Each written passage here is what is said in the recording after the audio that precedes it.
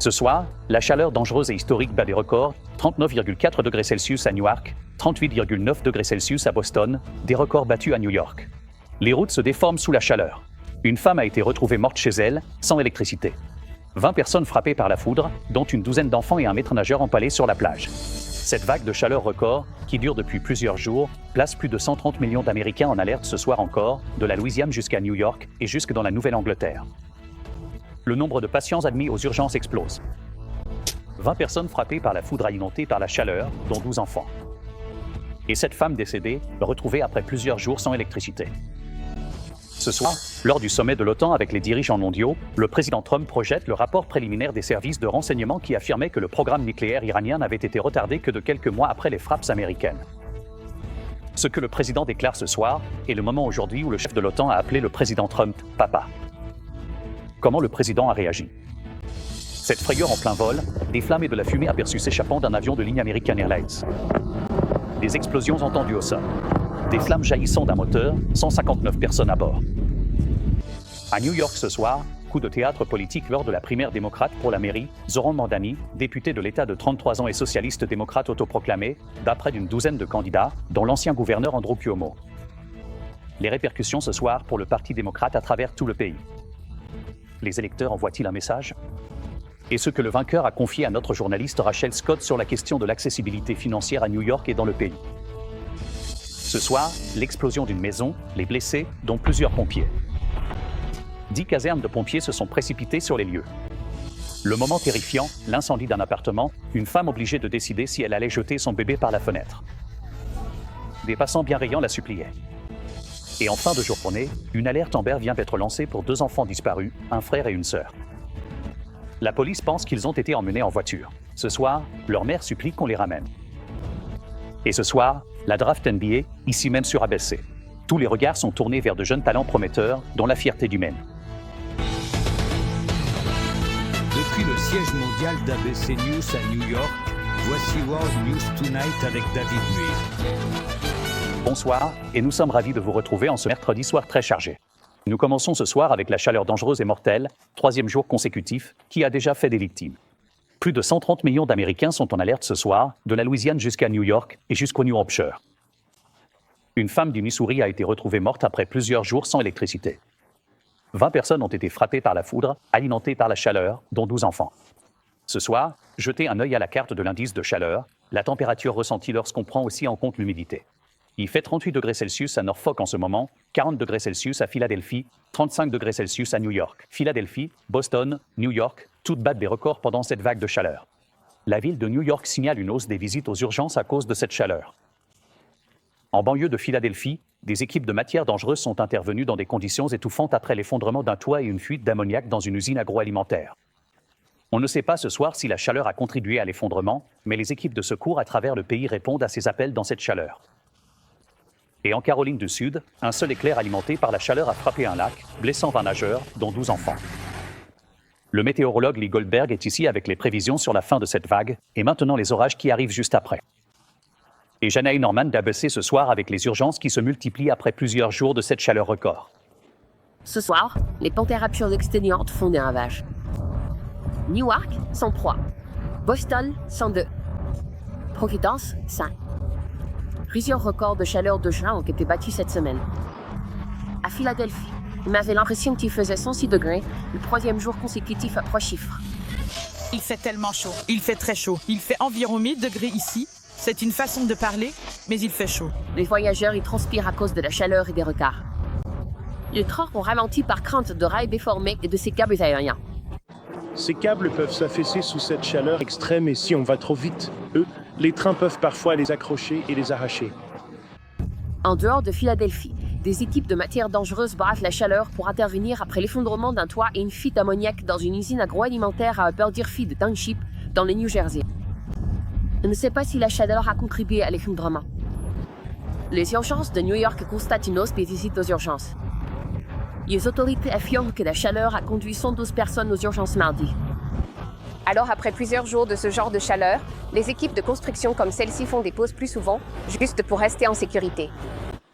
Près de Saint-Louis, une femme de 55 ans a été retrouvée morte lundi après avoir passé plusieurs jours sans électricité. À l'ouest de Columbia, en Caroline du Sud, 20 personnes ont été blessées, dont 12 enfants, après qu'un éclair a frappé près du barrage du lac Mahé. Et pour tous ceux qui sont à la plage pour se rafraîchir, un avertissement, il faut bien sécuriser les parasols. À Asbury Park, dans le New Jersey, l'épaule d'une sauveteuse a été transpercée par un parasol emporté par le vent. Nous s'attendons à ce qu'elle s'en sorte. Et les New-Yorkais sont invités à continuer d'économiser l'énergie, mais David, il y a de la lumière au bout du tunnel. On prévoit que la température va baisser ce soir, et David, il fera 20 degrés de moins dès demain. On voit bien ton sourire ce soir, Janae. C'est une amélioration par rapport aux dernières nuits. On t'apprécie vraiment, surtout avec cette chaleur. Passons tout de suite au chef météorologue Lee Goldberg de Work. Lui aussi est sur le toit ce soir. Lee, ces températures vont bientôt chuter. Bien sûr, tout le monde veut savoir dans combien de temps et pour combien de temps. Très bien, on arrive à la fin de cette vague de chaleur brève mais intense, David. On voit déjà des orages juste au nord et à l'ouest de New York, mais ici à Manhattan, on fond toujours. Eh bien, ces orages arrivent ce soir, et on a encore des alertes à la chaleur du golfe du Mexique jusqu'au nord-est. Rappelez-vous, on a battu des records historiques pour un mois de juin dans tout le nord-est, et ce soir, la température ressentie est encore dans les 30 à 40 degrés. Et c'est encore une nuit dangereuse parce que la chaleur ne baisse tout simplement pas. Il n'y a aucun répit. On aura encore l'impression qu'il fait entre 27 et 32 degrés demain matin, mais ensuite la vraie chaleur arrive. Je veux dire, Boston va perdre environ 15 degrés par rapport à ses pics, on sera dans les 20, voire même 15 degrés vendredi. New York descendra dans les 20, peut-être même 15 degrés vendredi. Washington, en revanche, atteindra les 30 degrés. Ensuite, on aura du temps violent. En ce moment, il y a de violents orages sur la Pennsylvanie avec la fin de la vague de chaleur, mais il y a aussi des alertes d'orages violents et des alertes de tornades dans le sud-est du Minnesota. Il y a encore d'autres alertes d'orages dans les Carolines en ce moment. Donc David, ces orages vont se rejoindre et remonter vers le nord-est, ce qui va aider à rafraîchir l'atmosphère en allant vers le week-end. Vivement le répit. David? C'est ça, aucun doute là-dessus, Lee. Merci beaucoup. Ce soir, au sommet de l'OTAN, le président Trump, aux côtés des dirigeants mondiaux, a rejeté ce rapport préliminaire des services de renseignement qui affirmait que le programme nucléaire iranien n'avait été retardé que de quelques mois après les frappes américaines. Ce que le président déclare ce soir est le moment aujourd'hui où le chef de l'OTAN a appelé le président Trump « papa ». Comment le président a-t-il réagi? Notre correspondante en chef à la Maison-Blanche, Mary Bruce, qui accompagne le président, nous en dit plus. Ce soir, sur la scène internationale avec les alliés de l'OTAN, le président Trump affirme que les frappes américaines contre l'Iran ont anéanti le programme nucléaire iranien, rejetant un rapport préliminaire du Pentagone qui, selon des sources, montrait que le programme n'avait été retardé que de quelques mois. C'était un immense succès. On atteint les demi-enquissements. Mais des sources nous indiquent que les premiers renseignements du Pentagone montrent qu'au moins 2 des installations nucléaires iraniennes visées n'ont pas été complètement détruites et que l'Iran avait déplacé une grande partie de son stock d'uranium proche de l'enrichissement militaire avant la frappe américaine, mais le président rejette cette conclusion. Pensons frapper fort et vite qu'ils n'ont pas le temps de bouger. Ce soir, l'Agence du renseignement de la Défense, qui a rédigé le rapport, le qualifie d'évaluation préliminaire à faible niveau de confiance et non de conclusion définitive. Aujourd'hui, le président a même lu les renseignements israéliens qui concluent que les bombes américaines anti-bunker ayant frappé la principale installation d'enrichissement nucléaire de l'Iran, Fordo, ont détruit l'infrastructure critique du site et rendu l'installation d'enrichissement inopérante. Et aujourd'hui, ce moment étonnant, le secrétaire général de l'OTAN appelant Trump « papa » alors que le président décrivait son approche vis-à-vis de l'Iran et d'Israël. Trump semblait apprécier cela. Ils ne vont pas se battre entre eux. Ils se sont livrés à une bagarre. Ils se battent comme des fous. Ils finissent se battre un peu, puis les séparer facilement. Et tu tapes à doigt. Parfois utiliser des mots forts pour les faire arrêter. Il faut utiliser un langage fort. De temps en temps, il faut employer un certain mot. En regardant vers l'avenir, le président annonce que les États-Unis reprendront les discussions avec l'Iran la semaine prochaine. Nous allons leur parler la semaine prochaine avec l'Iran. Il se peut qu'on signe un accord. Ce n'est pas si nécessaire. Ils ont fait la guerre. Retour à leur monde. Je m'en fiche d'avoir un accord ou pas. J'ai dit, l'Iran n'aura pas le nucléaire. Eh bien, nous l'avons fait exploser. Cela a explosé jusqu'à devenir réalité. Je n'ai pas d'opinion très arrêtée à ce sujet. Merci. Et David, alors que le président dit qu'il prévoit de discuter, aucune rencontre en face à face entre l'administration et les Iraniens ne semble avoir été prévue. On nous dit que l'envoyé spécial de Trump dans la région, Steve Witkoff n'a aucun voyage lié à cela prévu dans ses livres. Et ce soir, Iran n'a reconnu aucune négociation. David. Ce fut un sommet de l'OTAN assez particulier. Marie Bruce voyageant avec le président. Marie, merci. De retour aux États-Unis ce soir pour la peur en plein vol juste après le décollage à Las Vegas. Des flammes et de la fumée ont été vues s'échapper d'un avion de ligne d'American Airlines et des explosions ont été entendues au sol. Vous verrez ici les flammes jaillir du moteur avec 159 personnes à bord. Voici Mola Langui d'ABC ce soir. Ce soir, une vidéo inquiétante montre des flammes et de la fumée s'échappant de ce jet d'American Airlines en plein vol. American 1665, Saint-Vincent-Voudrey. Il y a des flammes qui sortent du moteur. Oui, on va devoir faire demi-tour. L'Airbus A321 a décollé de Las Vegas ce matin à destination de Charlotte, l'équipage signalant un problème moteur juste après le décollage, ce qui a forcé un retour immédiat. Il y a eu une forte explosion. Ça m'a fait lever les yeux immédiatement. Mark Jackson a filmé cette vidéo après avoir d'abord cru entendre des feux d'artifice. Il était encore très bas par rapport au sol. Donc tout de suite, je me suis dit, oh mon Dieu, je vais assister à un crash d'avion. American Airlines affirme que l'avion a rencontré un problème mécanique. Il est retourné à l'aéroport et a roulé jusqu'à la porte par ses propres moyens où ses 153 passagers ont débarqué normalement, ajoutant que l'avion a été mis hors service pour être évalué par notre équipe de maintenance. Eh bien, David, ce type d'incident signifie généralement un décrochage du compresseur ou un avion heurtant un oiseau ou d'autres débris. La F1 enquête actuellement. Mola Langui avec nous ce soir ici. Mola, merci. Nous passons maintenant à l'explosion d'une maison près de Columbus, dans l'Ohio. Plusieurs blessés ont été signalés, y compris plusieurs pompiers. 10 casernes de pompiers se sont précipitées sur les lieux. Voici Stéphanie Ramos d'ABC. Ce soir, plusieurs personnes ont été blessées, dont 3 pompiers, après cette explosion spectaculaire d'une maison dans l'Ohio, juste à l'extérieur de Columbus. Nous avons reçu un signalement d'explosion de maison. L'appelant a indiqué que la maison s'est partiellement effondrée. Des flammes et une épaisse fumée ont envahi la maison avant 7 heures ce matin.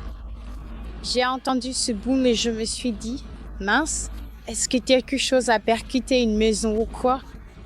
Alors je suis allée à la porte d'entrée et j'ai regardé la maison d'en face. La moitié avait disparu. Les premiers intervenants ont trouvé une femme et un homme à l'extérieur de la maison, l'homme souffrant de graves brûlures. Tous deux ont été transportés à l'hôpital. Les pompiers tentaient d'éteindre l'incendie lorsqu'une seconde explosion s'est produite. Nous venons d'avoir une autre explosion. Nous avons plusieurs pompiers blessés. Des débris de l'explosion blessent 3 pompiers. Leurs conditions de détention n'étaient pas immédiatement connues. Ce soir, les autorités ont déclaré que les explosions semblaient être accidentelles.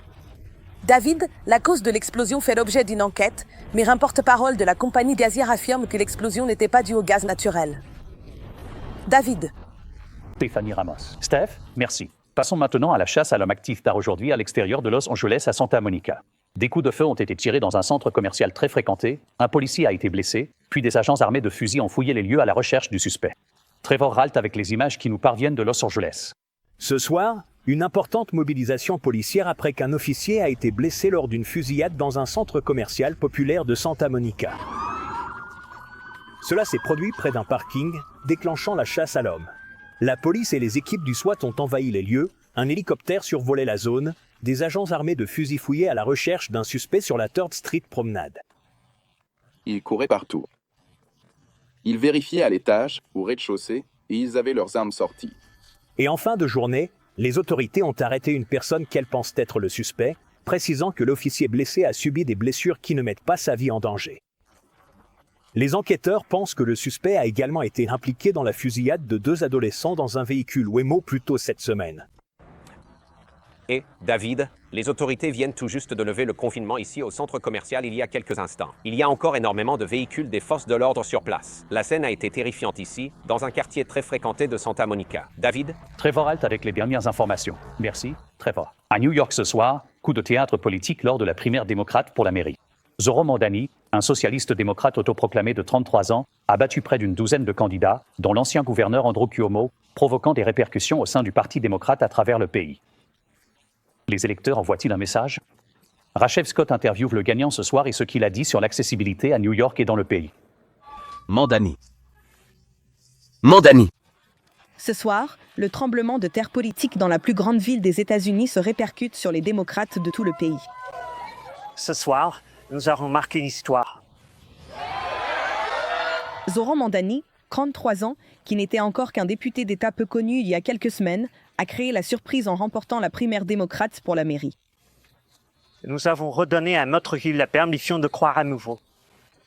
Mandani a battu l'ancien gouverneur Andrew Cuomo, qui espérait un retour politique après avoir démissionné dans la disgrâce à la suite d'un scandale de harcèlement sexuel. Ce soir, c'est sa soirée. Il l'a mérité. Il a gagné. La campagne de Mandani s'est concentrée avec précision sur le fait de rendre New York plus abordable, une stratégie qui, selon lui, pourrait servir de modèle aux démocrates. Je pense qu'il y a une question sur la manière de retrouver ce qui a rendu tant d'entre nous fiers d'être démocrates. Comment fait-on cela? Je pense que c'est en se concentrant sur un programme économique, en veillant à ce que les gens puissent faire plus que survivre. Mandani, qui se revendique fièrement socialiste démocrate, a fait campagne pour geler les loyers, rendre les bus gratuits et ouvrir des supermarchés gérés par la ville. En novembre, il affrontera l'actuel maire de la ville, Eric Adams. C'est un vendeur de poudre de perles à papa. Aimé Machen. Il dira et fera n'importe quoi pour se faire élire. Adams a été inculpé pour corruption, mais les charges ont ensuite été abandonnées par l'administration Trump. Trump passe à l'attaque. Alors, le président Trump vient de réagir et vous a traité de fou communiste. Qu'avez-vous à répondre à cela? Vous savez, ce n'est pas la première fois que le président Trump fait des commentaires à mon sujet. Il a mené une campagne présidentielle en parlant notamment de la nécessité de rendre les courses moins chères et de rendre le coût de la vie plus supportable pour beaucoup moins. Il a montré qu'il n'était ni intéressé ni capable de tenir cette promesse. L'ancien gouverneur Andrew Cuomo a concédé la primaire, mais il n'a pas encore quitté la course. Il est en train d'évaluer ses options, se demandant s'il va tout de même se présenter comme indépendant lors de l'élection générale. David. Rachel, ravi de vous avoir à New York ce soir. Merci. Encore une note à l'international ce soir. Un moment du sommet de l'OTAN fait parler de lui ce soir, entre le président Trump et une journaliste ukrainienne. La journaliste lui a demandé si les États-Unis étaient prêts à vendre des systèmes de missiles anti-aériens à l'Ukraine. Le président lui a ensuite demandé si elle vivait là-bas, puis il lui a posé des questions sur son mari, et voici comment cela s'est déroulé. Vivez-vous actuellement en Ukraine? Mon mari est là. Quoi? Tu es incroyable. Et moi avec les enfants. Je suis à Varsovie en fait parce qu'il voulait que je sois. Votre mari est-il un soldat? Il est. Il est lamentement. Ouais. Quoi? C'est dur. Non. C'est dur. Mais tu vis ici? À Varsovie. C'est une très bonne question. Et je te souhaite beaucoup de chance. Je veux dire, je peux voir que c'est très bouleversant pour toi. Donc, à tout. Dis bonjour à ton mari. D'accord? Merci. À tout. Le président est ce journaliste ukrainien aujourd'hui. Le président a également rencontré le président Zelensky par la suite, le président signalant sa volonté d'envoyer des missiles patriotes en Ukraine. À notre retour de cette soirée d'actualité chargée, un cadre de Dordache et ses parents ont été tués dans un accident de bateau. Que s'est-il passé dans ces eaux agitées? Également, une femme est forcée de prendre la décision de jeter son bébé depuis un immeuble en feu. Les bons samaritains en bas la suppliant de le faire, et vous allez voir cela dans un instant ici. Ensuite, ce soir, un cadre de Dordache et ses parents font partie des 8 personnes désormais décédées dans un accident de bateau. Josh Kickles, sa mère Paula et son père Terry sont tous morts lorsque leur bateau a chaviré sur le lac Tao. Les autorités indiquent que des orages et de puissantes vagues sont arrivés alors que le groupe faisait du bateau. Ils fêtaient l'anniversaire de la mère sur ce bateau que la famille possédait. Ce soir, nous suivons également une nouvelle alerte Amber dans l'Idaho. Une recherche urgente est en cours à 7 heures pour 2 adolescents, un frère et une sœur. Les autorités recherchent Alan Fisher, 13 ans, et sa sœur Rachel, 15 ans. Leur mère, Elizabeth Rundy, affirme que quelqu'un a emmené ces adolescents dans une voiture devant un magasin à Montview. La police pense que quelqu'un pourrait emmener ces adolescents vers un groupe FLDS, un groupe religieux dans l'Utah. Ce soir, ils recherchent une Honda ou une Hyundai grise, une berline avec des plaques de l'Utah. Quand nous reviendrons ici ce soir, cette mère a dû prendre la décision de jeter son bébé du haut d'un immeuble en feu et les bons samaritains en bas. Et ce soir, la draft NBA en direct, juste ici sur ABC. Le meilleur espoir qui fait beaucoup parler de lui, la fierté du Maine ce soir, dans un instant. À l'index ce soir, le moment terrifiant où une femme a dû décider de jeter son bébé dans les bras des sauveteurs depuis un immeuble en feu. Regardez cette femme qui prend une décision en une fraction de seconde, lançant son bébé alors que les flammes s'intensifiaient dans l'immeuble à Cleveland. Le bébé a été rattrapé par les bons samaritains. Ce soir, La mère et le bébé vont bien tous les deux. 5 autres personnes ont été blessées. Les autorités indiquent qu'une explosion dans l'immeuble a provoqué l'incendie. Ce soir, des scientifiques annoncent que des essaims d'abeilles tueuses agressives sont en mouvement et se répandent à travers les États-Unis. Les abeilles mellifères sont désormais présentes dans 13 États, principalement dans le sud. Les abeilles prospèrent dans les climats arides et semblent progresser vers le nord à mesure que le temps se réchauffe. Les chercheurs affirment que l'Oregon, les Grandes Plaines et les régions des Appalaches du Sud pourraient voir des essaims dans les années à venir. Quand nous reviendrons ce soir, l'excitation monte à l'approche de la draft NBA. Nous serons en direct ici sur ABC et tous les regards sont tournés vers une superstar à l'aile qui fait beaucoup parler d'elle. ABC World News Tonight avec David Muir, sponsorisé par la Brella. Voyez la différence. Enfin ce soir, la draft NBA. Vous l'avez vu ici même, en direct sur ABC. Rhiannon Ali est sur place ce soir auprès des étoiles montantes dont la vie vient de basculer. Rhiannon? David, ce soir, des vies ont changé et l'histoire s'est écrite cette nuit. C'était la première soirée de la draft NBA ici au Barclays Center à Brooklyn. Et rejoignant la liste très sélecte des choix du premier tour, l'ailier vedette de l'université Duke, Cooper Flagg, 18 ans, par chez les Dallas Mavericks qui avait le premier choix. Dylan Harper était le deuxième choix. Et si ce nom semble familier aux fans de la NBA, c'est parce que son père est le quintuple champion NBA Ron Harper. Dylan et son coéquipier de l'université Rutgers, Chris Billey, sont entrés dans l'histoire. Le duo est la première paire de coéquipiers de Rutgers à être sélectionnés au même premier tour, tous deux dans le top 5. Ce fut certainement une soirée inoubliable pour ces joueurs et leurs familles. D'autres vies seront changées demain soir, lors de la deuxième nuit du repêchage. David. D'accord, merci, Rhiannon. Juste là, au repêchage de ce soir pour nous. Je suis David Muir. Je te retrouve ici demain. Bonne nuit. Merci d'avoir fait de World News Tonight avec David Muir, le journal télévisé le plus regardé d'Amérique.